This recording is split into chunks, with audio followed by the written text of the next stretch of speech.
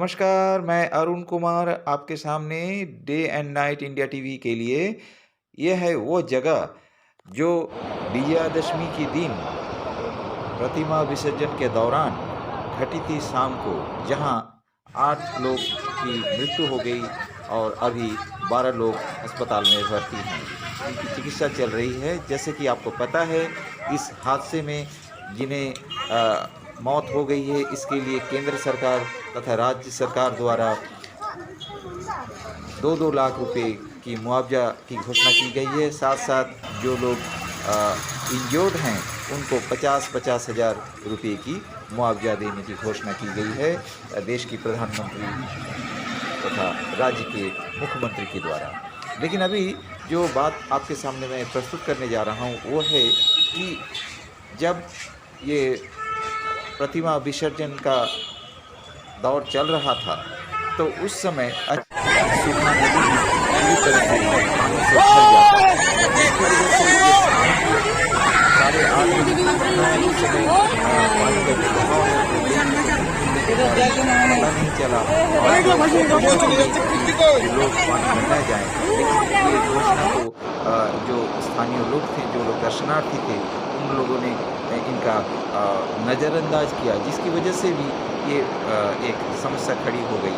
तो आप देख रहे हैं ये दिन আপনারা দেখতে পাচ্ছেন এই সেই মাল নদী देख रहे हैं মালবাজার শহর সংলগ্ন বয়ে চলেছে এই নদী। হঠাৎ করে হড়পা বানের জল এসে পড়ায় এখানে প্রচুর লোক ভেসে যায়। 8 জনের মৃত্যু ঘটেছে এবং প্রায় অনেক মানুষ আহত হয়েছেন।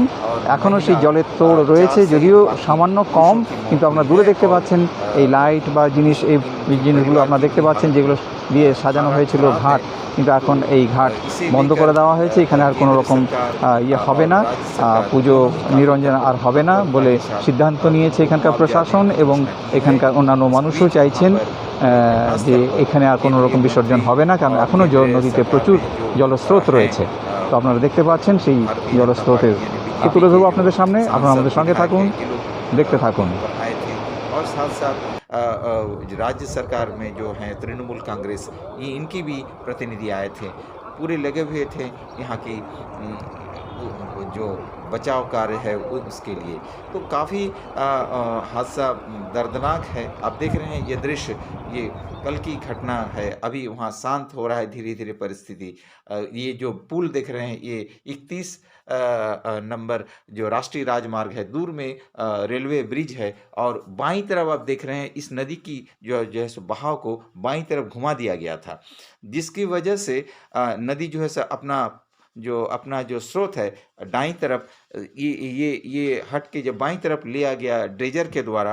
ये एक आरोप है कई लोगों का कि इसकी वजह से लोगों की मौत हुई, लोगों को इस हादसे की सामना करना पड़ा। जो देख रहे हैं जो नदी, ये माल नदी है, ऊपर से 31 नंबर जो राष्ट्रीय राजमार्ग है वो गई है। दूर में देख रहे हैं रेलवे ब्रिज है, ये देख रहे हैं बाईं तरफ और दाईं तरफ। अभी हम लोग दाईं तरफ देख रहे हैं, ये इसका ओरिजिनल नदी का बहाव है। ये हड़पा बांध की वजह से ये नदी का जो है सो स्रोत इधर आ गया।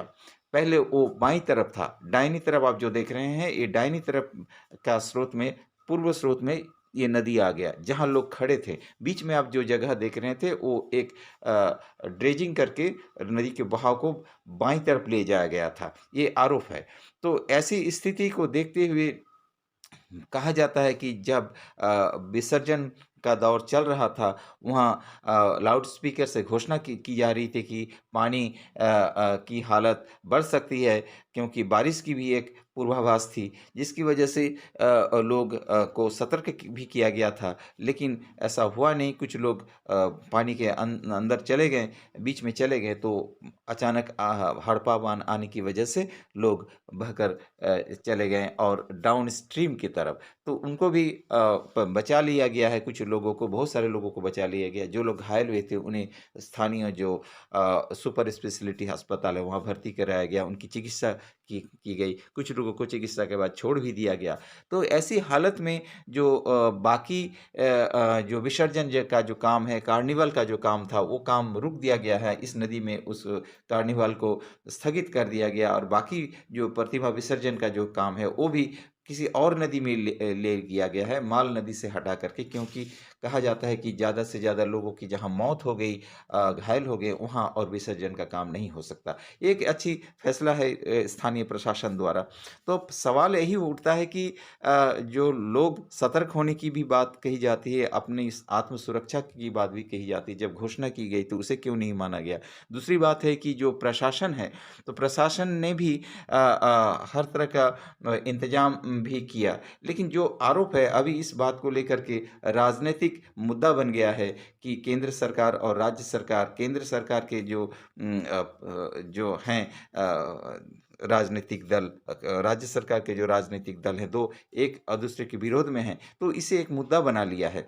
तो मुद्दे की जैसे ही रहेगी, लेकिन जो लोग की जान चली गई उनका क्या होगा? 2-2 लाख यानी 4 लाख से क्या कोई इंसान वापस तो नहीं आएगा, लेकिन फिर भी थोड़ा बहुत उनको मदद मिल सकती है। और एक उल्लेखनीय बात यह है कि इस हादसे को लेकर कई महलों से मांग उठ रही है इसकी सीबीआई जांच की, लेकिन प्रशासन सूत्रों से पता चला है इस घटना की जिला प्रशासन द्वारा जांच की जाएगी। यहाँ के जो সিদ্ধান্ত নিয়েছে এখানকার প্রশাসন এবং এখানকার অন্যান্য মানুষও চাইছেন যে এখানে আর কোনো রকম বিসর্জন হবে না, কারণ এখনও নদীতে প্রচুর জলস্রোত রয়েছে। তো আপনারা দেখতে পাচ্ছেন সেই জলস্রোতের তথ্য তুলে ধরবো আপনাদের সামনে। আপনারা আমাদের সঙ্গে থাকুন, দেখতে থাকুন।